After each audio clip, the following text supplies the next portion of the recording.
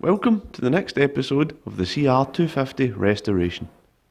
This week I'll be working on the engine, but first I need to make a stand to hold it.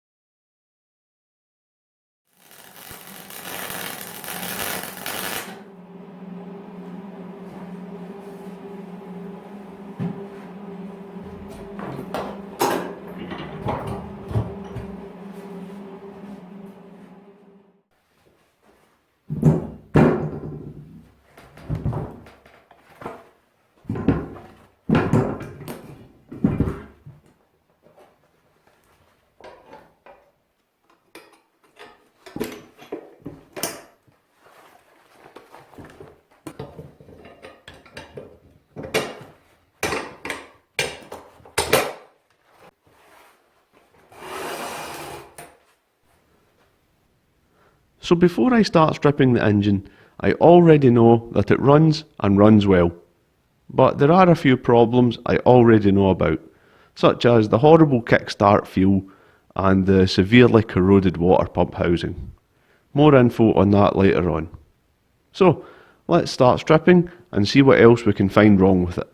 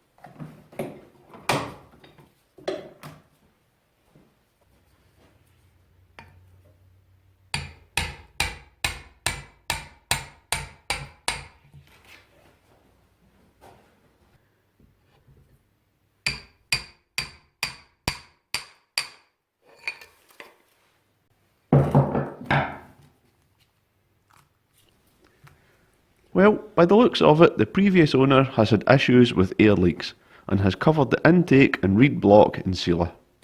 Nice.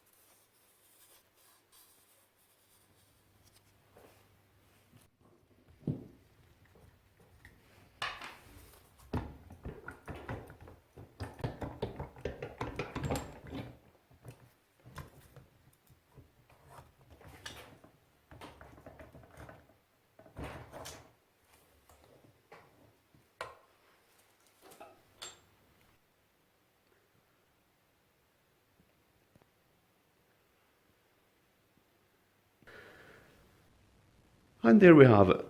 One cylinder and one cylinder head.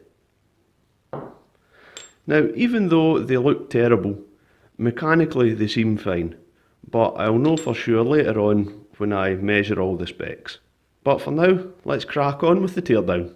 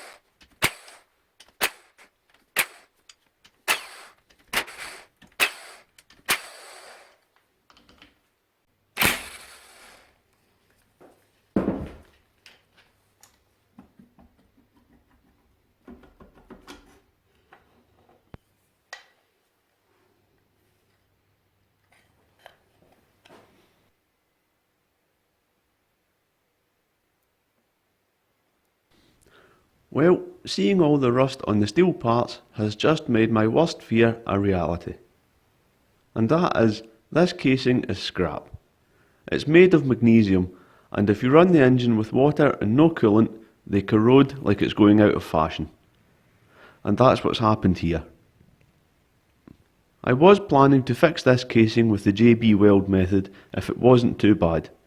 But as you can see here, there is no wall thickness left. All that's holding it together is corrosion.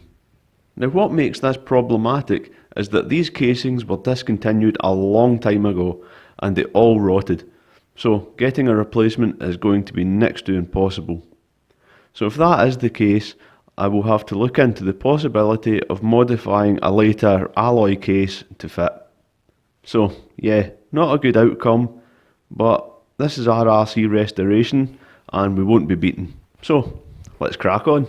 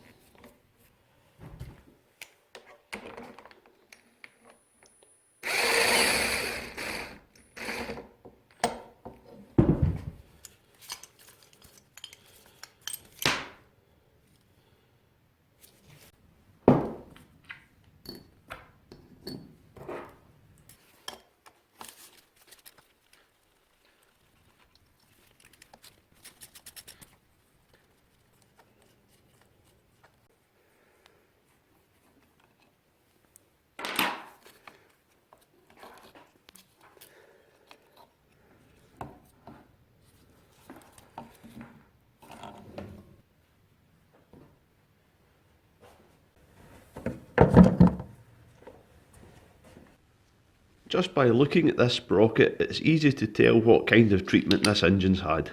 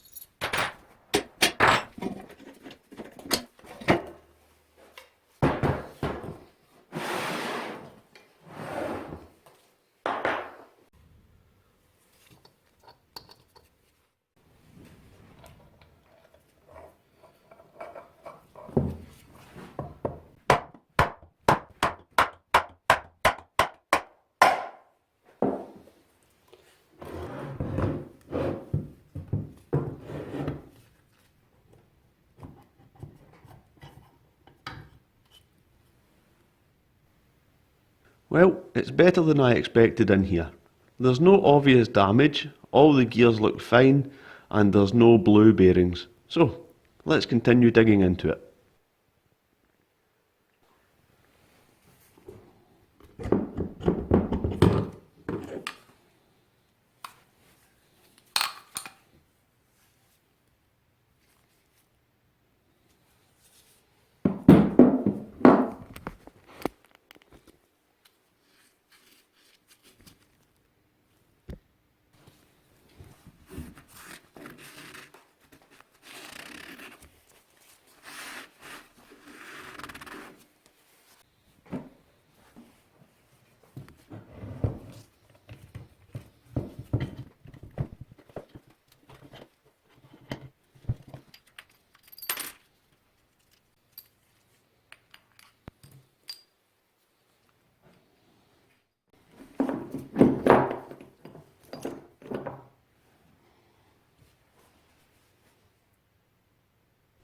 And there we have it.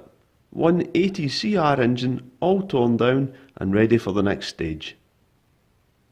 Oh, and for those of you shouting at the screen saying you haven't stripped the power port, I know, I've left it deliberately, as I'm sure you'll agree, I have more than enough parts to keep track of at the moment. And with that, I'll end this episode here, and get on with filming the next one. But before I go, I want to say a massive thank you to all of my patrons for their help and support. With YouTube ad revenue dwindling, I really rely on my patrons more than ever to keep these videos coming. So if you'd like to help out, please consider joining me and my other patrons over on Patreon. See you all again next time.